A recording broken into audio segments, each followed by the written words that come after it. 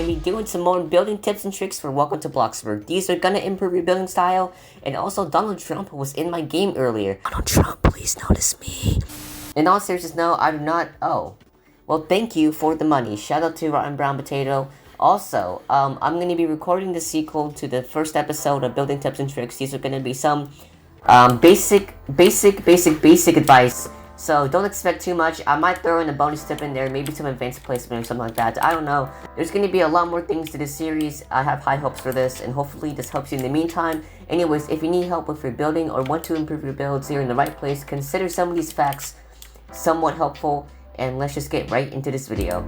Tip number 1, interior painting. Now, when you are coloring the inside of your house, it's important to not be repetitive or boring, okay? I mean, you can have matching furniture, that's fine, but when it comes to the actual paint, like just the basic foundation, like the walls or the windows or doors, do not ever make everything the same color or have the same repetitive color multiple times on the wall, because it's way too counterintuitive. It's just too clashy. It needs to be separated sometimes, and I think that separate color just looks a lot better. For example, I have this light yellowish color in contrast to an actual dark brown color. So 2 different colors, it gets a lot more texture and detail into the build. It's better to do that, but it's also important to have a nice mix of rough textures, clean textures, and a texture like this, okay? Because you don't want your house to be boring unless it's intentionally designed like that for, you know, style or whatever, or depending whatever you're building. But just make sure you have an equal balance between the two. If you're doing traditional builds or like some type of suburban build, just do like regular plastic like this one, or you can do plaster to make it more realistic. I mean, plaster has a very surreal value into it, so plaster is I mean, I would actually, this kind of looks like chocolate ice cream. But anyways, yeah. Overall, do not have clashy colors. Do not make everything one boring color. Make sure you have some diversity into it, and make sure you vary between the two. Number 2, the use of pillars. Now, the use of pillars is a very nice touch for interior designing. Now, to any style, really, you can actually just place it inside a wall to make like a trim. And actually, even that, you can actually make something like a minor stone wall. Do this, paint it white or whatever, and then boom, now you have a baseboard or molding of your wall. If you don't know what those are, this is what it is, okay? So yeah, basically that. But pillars, they give a nice detail into the house. It just gives a lot more separation.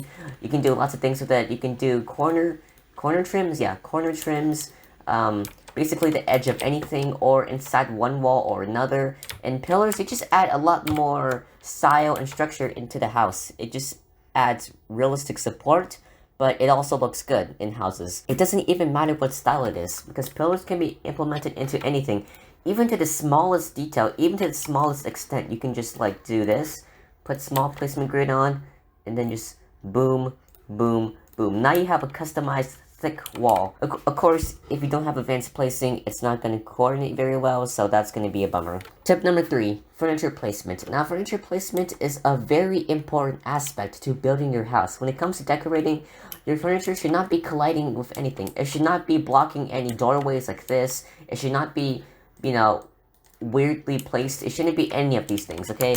It should be a sensible layout, and it should be usable and functional in most ways. And sometimes you might have to sacrifice little tiny things to make it look better, but it's kind of worth it. And of course, you want things to make sense, okay? I mean, you don't want the kitchen to be all the way inside a bedroom that's on the side of the building next to a fireplace and the garage is right there. No, it shouldn't be anything like that, okay? The way you place furniture should make sense. Like, a kitchen should have a natural direction into the dining room, or some type of relative location near the dining room. Or like the living room, it should not be obstructing anything. It should not be blocking any pathways or anything else like furniture placement or any other furniture. It should respect everything in its own way, in its own space, if that makes sense at all. Ooh, here's a trick. You can also use rugs or carpets as a space filler, because, I mean, I like to use rugs. It just looks nice. It does fill up the floor, so it doesn't look as vacant or empty. And it actually occupies space a lot more than just regular furniture, so it actually does give a contrast to everything else in the room, like decorations, lamps, the walls, or basically anything. And also, when it comes to coloring furniture, it should not be matching anything surrounding it. And what I mean by that is you still want contrast, and I don't mean that fully. I mean, you can have it matched, but just don't have it matched too much with, I don't know, the floor or the ceiling. Whoops. As again, it's too clashy, it's counterintuitive, and it just doesn't look as good. You're not gonna have it standing out, but usually if you want something to be different, you would paint it a different color.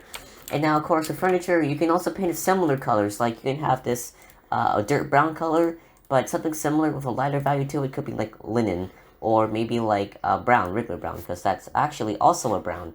For example, blue and orange. Yeah, orange. And now, remember what I said in the last video, you don't want to use overly exposed colors, so you might want to do like a lighter shade of blue, or like maybe like a desaturated orange or some type of like that. It is good to have color popping like you see in the kitchen right here. I mean, it has a nice accent of lime green, or this is yellow green, right? It's a yellow green, but still, it's still a nice color accent. It just pops a lot more. It seems more decorative and more stylish. Don't have anything too clashy or too matchy. Just a moderate use of it. It's kind of hard to explain, but coloring is subjective. But if you want everything to look nice, do not just use one color scheme like gray, white, black, brown. Don't just use that, okay? You want to have some kind of slight difference in the colors. Like, instead of using brown, use cloudy gray or hurricane gray, or just any of the different browns. Don't just use one certain brown. One color scheme throughout the house for every single piece of furniture is repetitive. It looks boring, there's no style to it, it's just one color, boom, that's it. There's no actual thought process into it sometimes. I just feel like people don't understand that. It just seems a bit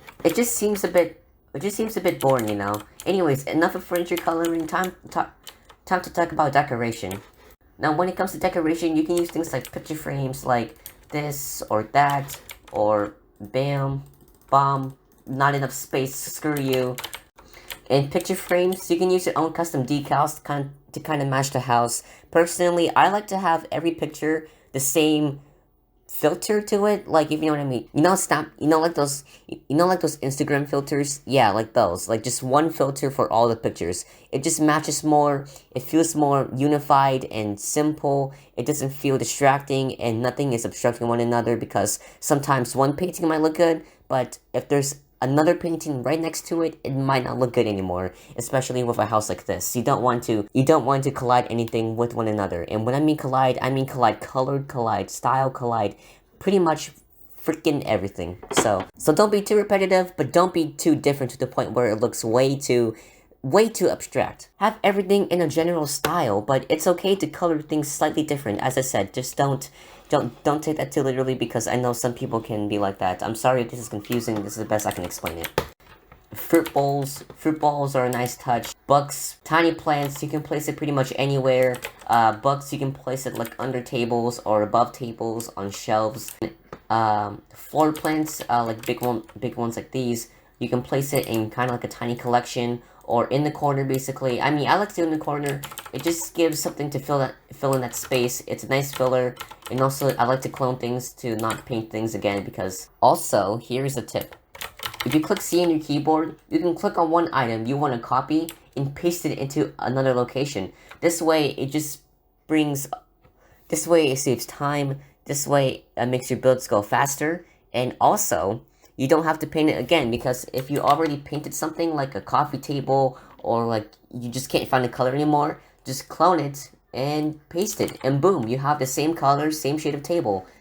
Anyways, just decorate your house normally, like just add some picture frames, or just books, or like basically small boxes, papers, maybe pens, maybe some jars. I mean, why not jars, you know?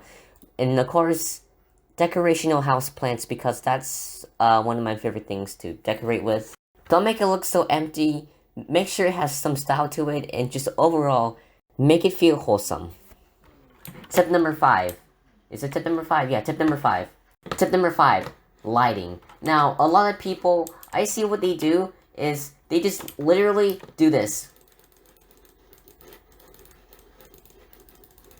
That's it. That's all they do. They just place random lights in random locations. I mean, I get it that you want just to light it up, but it's hard to delete afterwards. Even if it's a temporary fix or a temporary solution, it still is hard to delete because lights are so small, especially with these ones. Do not ever do this. This is a big no-no in my book, okay? I would not recommend this. Sorry if I sound really pissed off. I don't know, I'm just yelling so you can guys hear. It's just that this kind of, this really bothers me. I'm not OCD. I'm not, like, mad at this. It's just, like, kind of disappointing, you know?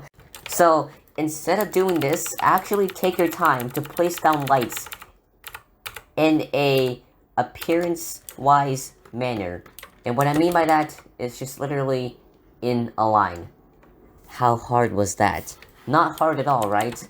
Just do it in a line. Be organized. I don't like it when people just place random lights. It's just really awful. I mean, it should be as precise as possible. It shouldn't just be randomized. But anyways, enough of lighting. Here's another bonus tip. If you think the light is too bright, then medium stone gray. That's the solution. Medium stone gray is a better value than white because it's darker and it doesn't overexpose lighting. And if you think it's too like cold, you can also use khaki or cashmere. Sure, it might be slightly brighter, but it actually makes your builds look cozier. And the more cozier your build is, the more comfortable you feel in a house. I mean, that's how you should feel anyways, because, I mean, houses are made for you to live in. You live in your house every day, and your house is where you have to stay comfortable in, because you're not going to go anywhere. You're not in the office. You're not at school. Actually, you know what? This looks cozy. I'm going to keep this. And tip number 5, remove this. Fireplaces, fireplaces, fireplaces. Fireplaces also give a cozy feel to it, so we're just going to add one. We should do a modern one, actually. Yeah, like this one right here. Fireplaces, they are a nice addition to have in your house. It heats up your house when it's cold. It's cozy, it's just inviting, and it's welcoming to guests who walk into your house. You see, fireplaces, there's a lot of ways to do fireplaces. Now, I'm going to show you a few concepts. So, I just created 3 different types of fireplace concepts. Now, here's the first one. This one is the modern asset. So basically, it's the modern fireplace with variation of shelves on the side to it. Now, of course, you can do this vice versa, like this or this, but it doesn't really matter. So, I mean, we got this big space specifically for a TV. Yes, we can add our TVs here. We can add some decoration like plants or books or like the speaker system, like, you know, yeah, the surround system, I mean. But seriously though, you can just add like a bunch of TVs. I'm pretty sure it can fit up to the pixel view. Yeah, up to the pixel view infinity. But basically, just make it as big as you need to, depending what kind of TV you put in. You can pretty much put any TV in here if you want, besides the old television, even though nobody uses that, unless it's a very old build. But specifically for this is the modern asset fireplace, so that's the concept here. So use it if you want to. Here's the second one. This is kind of more for, like, traditional builds, English manners, suburban builds. Basically, a lot of these builds would be fine. Of course, you would have these carpets wrap around the fireplace, but in this case, I didn't because I was using the minor stone fence to block that off. So yeah, you can add this or not. If it's too thick for you, then you can just remove the front piece. But this is also another variation. Now you can put a TV here if you want. You can put, let's put this one. Sorry for saying a lot. I think you can only fit up to the AccuSlim TV. Anything else would be too big. Or you can just put a painting if you want, but basically, just put any type of decoration you want. We also have this one right here. This one is the simplistic fireplace. It's another version of what we have here, but just like our own version of it. Of course, you can use this one, but I'll show you with that one later. What we have here is what is this? This is the rectangular fire pit, and we got some pillars on the side. We got some carpeting going on with the white trim, and yeah, it looks pretty okay. Here is my last concept. Now, this one, unfortunately, you would not have a moving fireplace because of the TV thing right here. But basically, this is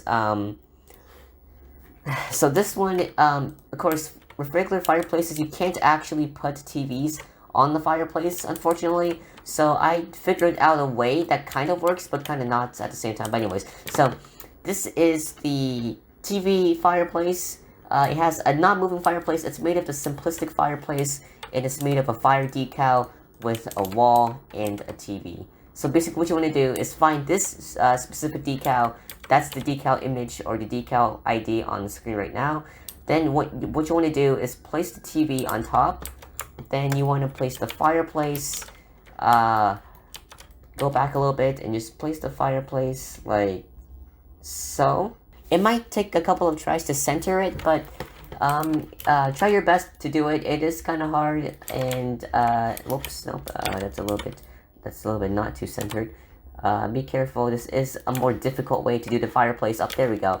And now just add some walls around it, and boom, and boom. This way, it actually saves a lot more interior space. Basically, it doesn't take as much space as a regular fireplace, because you see how it has a big lip up to 1 square unit. Yeah, this has not even a fourth of a lip, not even a fourth. This one, it doesn't stick out too much, so it saves a lot more space. It doesn't stick out. Unfortunately, you do have to block it out some way, but it does save a lot more space, so that's pretty cool. And there's a person, I don't know what you're doing, get out of here. Shout out to them. So yeah, that's a few of my fireplace concepts. Now time to delete everything. Anyways, so for this one, I'm just gonna put a regular fireplace because why not? Hold on.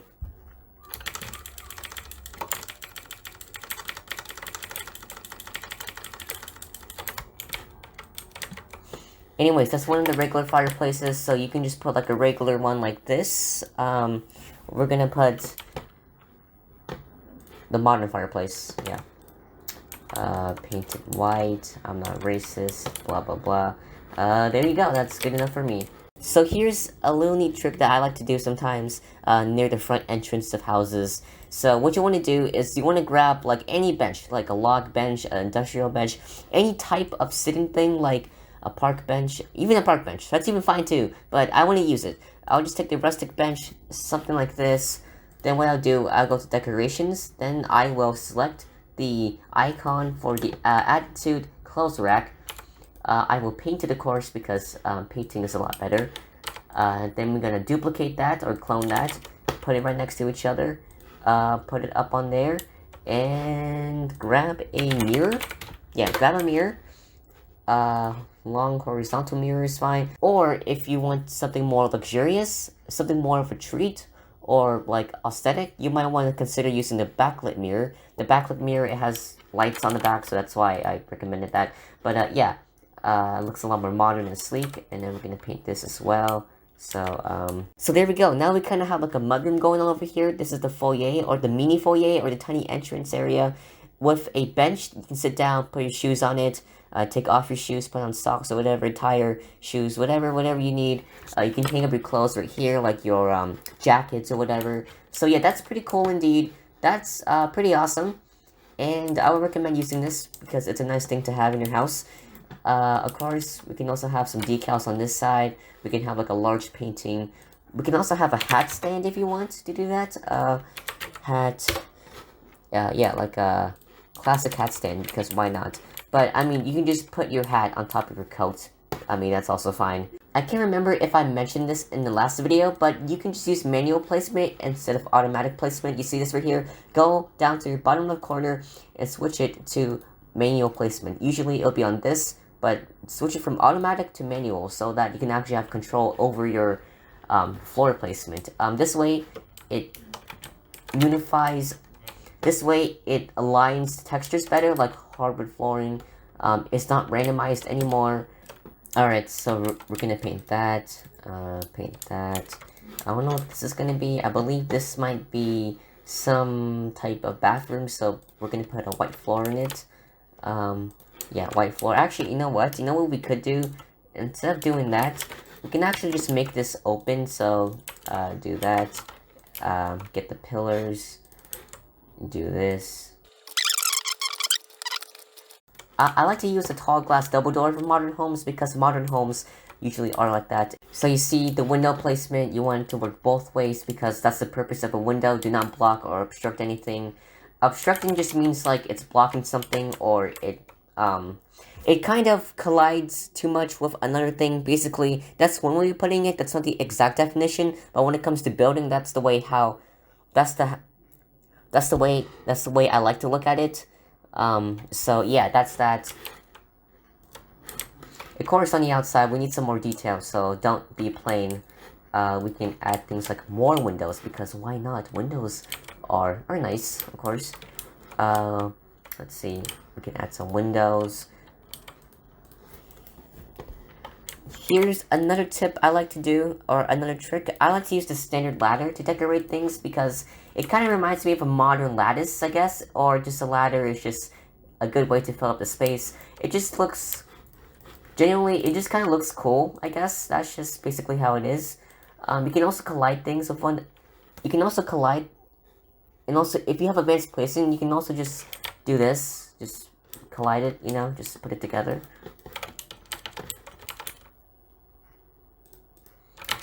Oh yeah, and we're gonna start doing the landscaping now. So yeah, when it comes to landscaping, I like to use the slate texture for a bark or some type of dirt. So for the gardening dirt or the bark or mulch that you're using for your landscaping, I like to use a grass texture because I think it looks more realistic prior to bark. Or you can also just use the slate texture because slate is kind of like dirt and it's just simplified. It looks pretty cool. It looks like mud actually. You can actually think it as mud because I mean mud is kind of like this, so it's just like brown dirt, brown rocks. I mean, concrete, no, not really. You can also use pebble, usually the most common one I like to use is pebble, because the pebble texture, it just looks like regular rocks you can use for landscaping, so that's pretty nice. I mean, you can use brown, this one I'm using brown because, I think it looks nicer with this one. Generally speaking, just make a lot of things match, but don't match it too much, just make everything... Just make most things work together, and hopefully you can make a nice build. As again, sorry, I'm not the best explainer, so if you need a clearer explanation or demonstration, then I'll be glad to remake this video. I'll be glad to overview some things in general in the next one, just to be like, oh hey, so last time we did this and that, as a better explanation, but for now, I'm just doing this.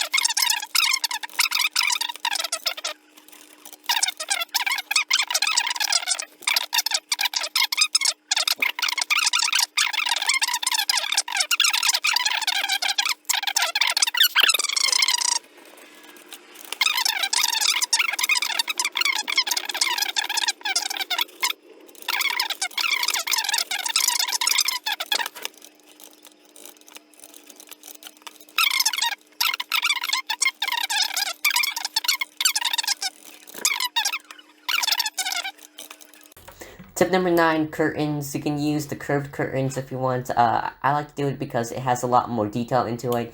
It just looks more... It just looks a lot more stylish. I mean, you can also use privacy blinds.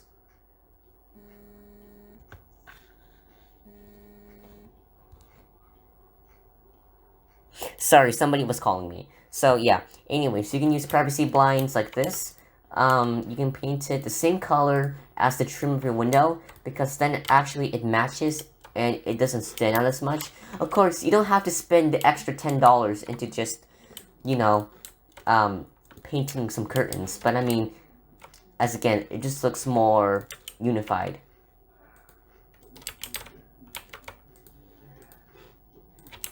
So yeah, just copy and paste it.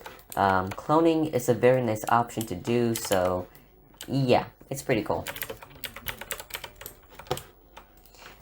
And it's actually functional because the regular curtains, they don't actually work. They have no function whatsoever. And I'm like, oh my gosh, what's the point of even having curtains if you can't close it? The clear curtains, that's if you're kind of between.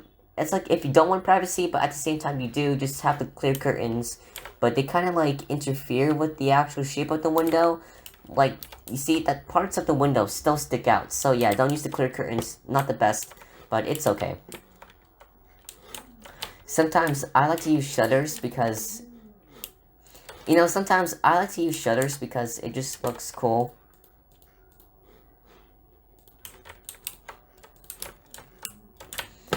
Sometimes I like to use shutters because it looks pretty cool.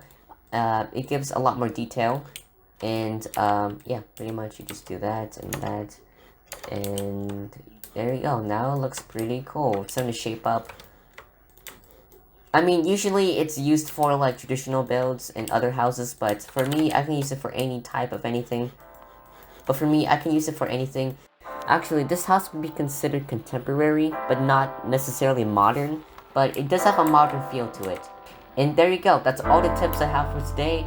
Any more would just be way too long. I'll give some more tips in the future. So here's the house so far. That is it. Thanks for watching. Have a great day. And follow me on social media. All links are in the description below. And pretty much that's it. Stay fantastic. And I'll see you guys all next time. And goodbye.